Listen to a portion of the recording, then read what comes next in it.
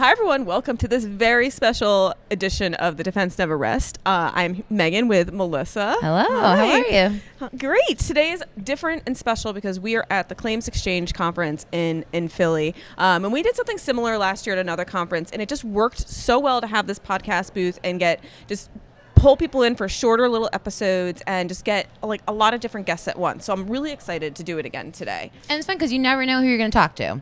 Right. Like we don't know anybody who's going to be coming on the show today. It's all just folks who are attending the conference. So it's going to be interesting to just figure out their stories and what they're doing and how they got there, because strangers always have the best stories. Yeah, and like they don't totally expect us to be here, so they're not like planning to sit down for a podcast. And I kind of like to keep it authentic and keep it easy and simple and Exactly. and just have just conversations. So let's get started. Welcome to The Defense Never Rests with Morgan Akins, your monthly dose of uncommon sense about all things legal and some that are not. Hi, Beth. Welcome to The Defense Never Rests. How are you? I'm doing great. Good morning. Morning. We are here at the ClaimsXChange conference, annual conference in Philly, and I'm very excited to have you. You are my very first person today. So, how exciting. Have you ever been on a podcast before? I have not. Okay. I promise it won't be a painful experience. Okay. Well, considering I think I should have a GoPro watching Sydney and I around town, it's not a far cry. How has your time been so far? This has been an amazing conference in less than 24 hours. And the culmination of a lot of really hard work, other conferences that have paid off, and just a great starting place for the future. Yeah. Okay. So I don't know if you're familiar with the podcast. I don't think you are, because I just pulled you up the stairs. and said, yeah, "Please exactly. sit with me." So we've had this podcast for about 3 years now, and we try to talk about claims and issues that come up in claims, and some of the pain points that we feel either on the claim side or on the defense side. Are you an attorney? Yes. Okay, so you're a practicing attorney. So I ask a lot of my guests this because I get a lot of attorneys come on the podcast, and we all have different paths as to how we came into deciding to go to law school. Yes. And I'm always really curious to hear each individual person's story. So how did you end up going to law school? So I was about 10 years old, and I had a cousin who I absolutely idolized. Anything Donna did, I wanted to do. And someone at Thanksgiving had asked her, she was about 4 years older than me, what are you thinking about for a career? Where do you want to go in your life? And she responded, I want to be a lawyer. And so that same uncle turned towards me, and I said, that's what I want to be. Wow. And she went on to become a esthetician and cosmetologist, and I somehow still went to law school. So that is the family story as it goes. So what is your practice encompass? I work for Cole Scott & Cassane, which is the largest defense firm in Florida. Okay. We have over 600 lawyers in 13 offices. From that, there's about 10 of us that handle workers' compensation defense. Okay. And I am one of those unicorns who handles workers' comp defense and throughout the state of Florida, and have had my practice solely in workers' comp since I started about 20-something years ago. So tell me about Florida, because my office recently expanded into Florida too, mainly because we had clients who had a need. Because what I hear about Florida, it's kind of like the old Wild West in a little bit of a shit show. Yeah, it definitely, right, exactly.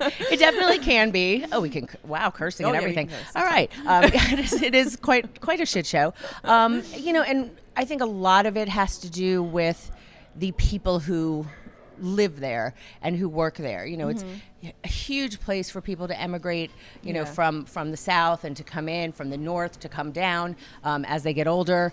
And so it really just becomes that melting pot. And because it's such a long and large state, yes, I think it within itself is about 3 different states. It's really kind of even breaks up from there. A lot of it also has to do with the climate and people wanting to live where it's warm. And so we get a lot of people who maybe work in other states or adjoining states and come down, but they want to live in Florida. If they're truck drivers or haulers. And so we just have a really large population of people who are at some point in the workforce. Yeah, and in a very wide demographic. Extremely. Yes. Extremely. And that's why I say, what the people in North Florida are much different than the people in South Florida. Central Florida is becoming its own Disney-type state. Yeah. I was actually in the airport yesterday from Orlando instead of my normal Fort Lauderdale, and it's run like Disney World. There's wait times in the TSA line, and the in and out, before you even hit where you take your shoes off. Yeah. So each section of the state really has its own personality. Yeah. So, working in workers' comp defense for as many years as you had, what are some of the hot issues that you're seeing come up more recently in comp? And definitely in Florida, we have a love-hate battle with attorney's fees, which is going to be in a lot of areas of practice. In South Florida in particular, you have the kind of the battle with Northern Florida as far as an hourly rate for attorney's fees on the claimant side. Defense, we're a business where everyone's trying to do something with some, to undercut the next guy. The law is ever changing to kind of accommodate the changes in the workforce and the changes in the things that we see as people age, as the workforce changes, for good and bad. Yeah. So, knowing what you know now and looking back to, that day when you had told your uncle that you were going to be an attorney, would you do anything differently, or are you happy with the path that you took? Reality-wise, yes, I'm very happy with the way everything worked out. I mean, of course, there are days that I sit there and think, okay, had I concentrated more on being, tall and pretty, things might be easier. But for the most part, in the way the world worked out for me and is working out, extremely happy. It is a great run, and it's a great area of the law, and it's been enabled me to get into organizations and groups to not only further the legal side of it, but also my more social side. Yeah. And is there any advice that you would give your younger self looking back now? Yeah, concentrate more on being tall and pretty and find some rich man. Great advice. When your mom tells you to be smart, no, just be pretty, just be dumb. Yeah, realistic, especially for women, that it is the balance that I have, being able to be in charge of my own life and my own destiny, and not having to worry about the things that women generations before ours came or went through is everything. That really changes who you are, because it enables you to know you've always got it. You'll always be able to make it. Right. Yeah, you don't have to rely on anyone but yourself. Right. So is this your first time in Philly? No, I was actually here a few years ago for a rather large client down the street that most people in Philadelphia know, and was lucky enough to come up for a summit that they did, and kind of got to explore and look around, and I'm looking forward to getting back out there. Yeah, so do you have anything planned? We've just a little light sightseeing, looking forward to the casino night tonight. Yes. Yeah, this is a great hotel at the Ritz to have that kind of camaraderie and togetherness. Yeah. Last night we went down to the Union Club, so got out on the streets a little bit and got to walk around for an amazing progressive dinner. I heard it was a lot of fun. It was a lot of fun.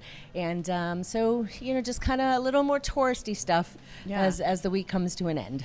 Well, Beth, thank you so much for sitting down. I told you it wouldn't be that terrible. I hope I lived up to my promise. You lived up to your word. It was not at all terrible. And now when you just want to have me on every week because I'm so entertaining, we'll take it from there. Yeah, couch chat with Beth every week, coming soon. I like it. You see, always promote yourself. Thank you. Thank you.